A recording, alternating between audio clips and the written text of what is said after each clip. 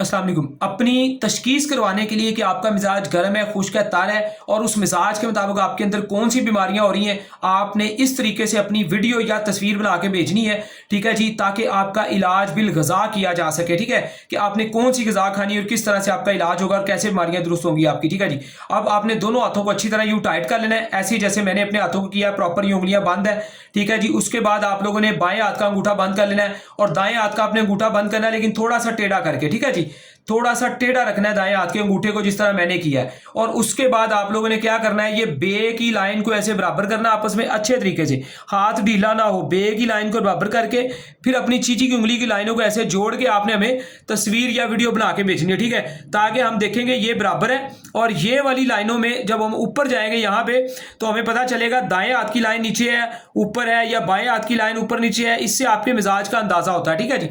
लेकिन प्रॉपर आपने ऐसे हाथ करके, दाएं हाथ को ऐसे अंगूठे को टेढ़ा करके, बे की लाइन को हाथ बिल्कुल सीधे रखने, उनमें कोई टाइटनेस, ढीलापन ना हो हाथों में।